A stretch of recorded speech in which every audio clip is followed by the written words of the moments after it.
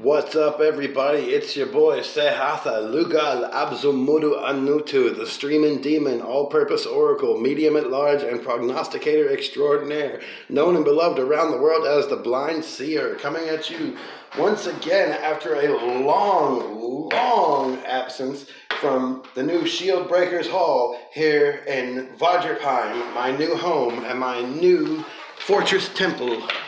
And there have been a lot of changes while I was away, my friends, but I am back. I am better than ever, and I am ready to get back into these readings. So we are doing earth signs this time, and we're going to get right into it without delay.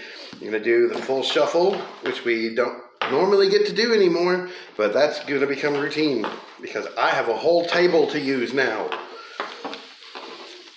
This is probably the best setup I've had since I started this. This is the best life. This is the best home I've had the chance to live in. This is the best of everything right now. And I'm going to need some tips and donations and sales and all of that to keep this going because this place needs a lot of love and a lot of repairs.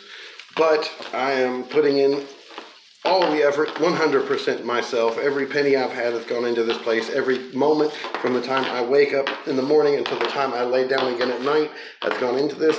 My children are in foster care. I need to get them out. I need to start doing what I do best so that I can get done what I need to get done. So I'm going to help you guys, and I hope that you will help me in return because that's kind of how this works. Remember, this is my only job, and I do not like working for free. That's called slavery. And non serviam, if you know what I mean.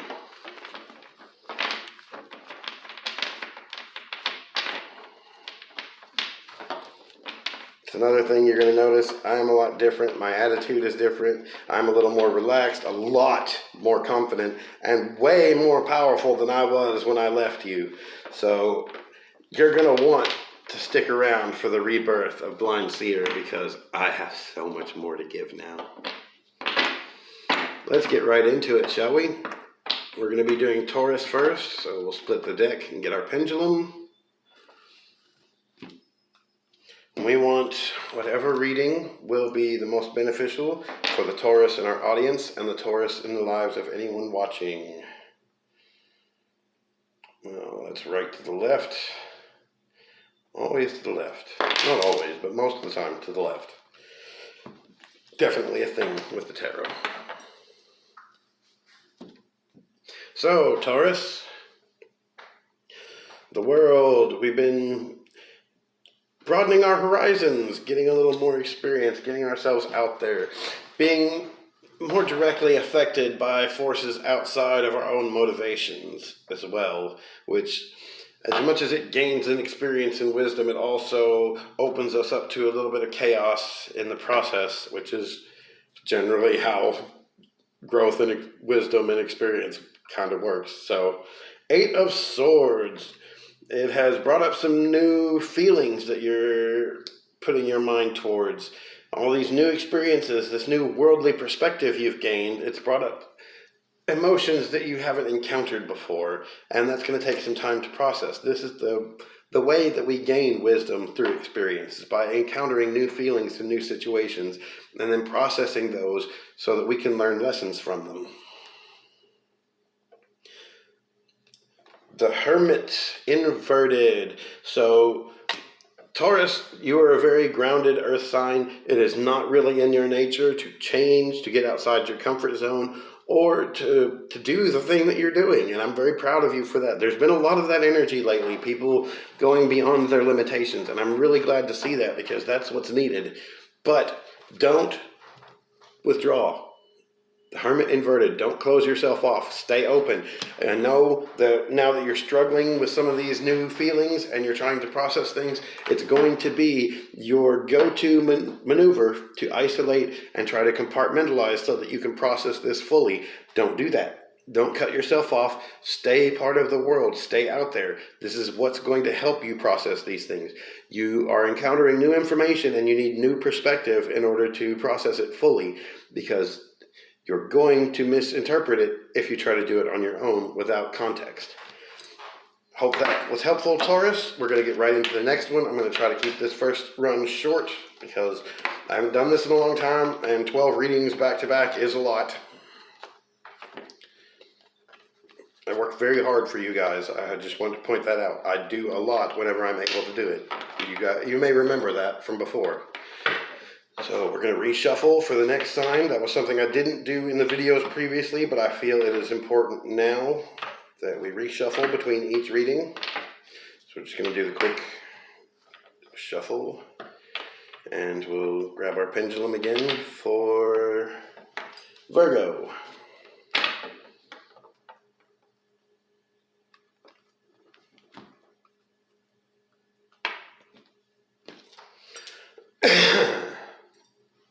Alright, what we want now is whatever reading will be the most beneficial for the Virgos in our audience and the Virgos in the lives of anyone watching. It's moving a little more to the right. There was definitely a wobble towards the right side, so I'm going to make a judgment call. I'm going to say this one's on the right. Because I just now said that it's always the left, so it has to prove me wrong. Alright, Virgo, Two of Wands, inverted. Presented with two options and not really feeling like you have a choice.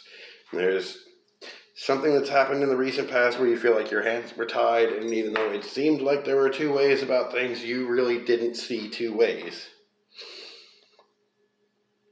Two of Pentacles. Now you're wondering if maybe that was a mistake, and if there is a way that you could work it out to where you have the other option available. You're still trying to manifest that choice that you felt like you weren't able to make before. Six of Wands inverted. So you're realizing that the path that you're on does not lead where you want it to go. It is out of line with your desire. You are no longer acting in alignment, and you feel like that's been out of your hands largely, but I think you're in a position now where you see that you could make room for that other option, and I feel like maybe that's what you need to do. Try to give yourself more options, more avenues to explore. Don't get so set into this one headspace that you feel like there's no choice, because there's always, always, always a choice. So, work on that. Try to free up space that will allow you to have more options to explore and more avenues of opportunity. And then think about what it is that you need to do to get back into alignment and start working back towards your actual desires. I hope that was very helpful for you, Virgo. I know these are short, but they're a lot more spot on than they used to be and a lot less vague. So maybe they don't need time, they just need bluntness. The message doesn't have to be long to be useful. In fact, the longer and more rambling that they tend to be, the more you're going to get lost in interpretation or trying to find other alternate. Just trust me. Clear up some room so that you have other options, because the one that you're on isn't going where you want it to go. And if you make some changes in your immediate life, you will be able to free up those options. That's what the cards say. And I know you want to argue because you're Virgo and that's your thing, but no.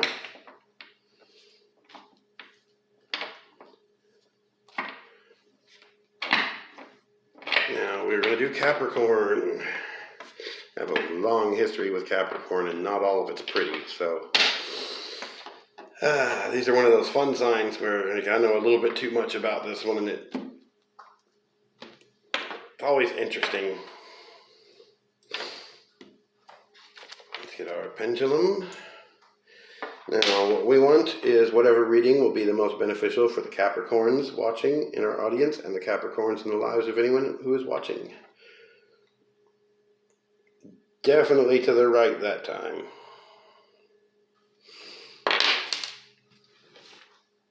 Because we have to make me seem like I'm crazy saying it's always the left. Alright, Capricorn, let's see what mess you've gotten yourself into this time. The Seven of Cups, thinking very hard about your feelings. Your emotional state is on your mind a lot. I've noticed that's a trend with Capricorns. You guys seem to have a lot of, you feel things very deeply, so it's something that you're often struggling with. the Eight of Pentacles. You're figuring out how to apply this emotional perspective, the information you're getting from your emotional self to your actual life, and how to best align yourself with these feelings that you have. The Hermit inverted. As I said before, this is a sign that even though it's your natural tendency to isolate and compartmentalize in order to do this kind of work, this time you don't need to do that. You need context. You need to bounce ideas off of other people. This is not something that you're going to manage well on your own.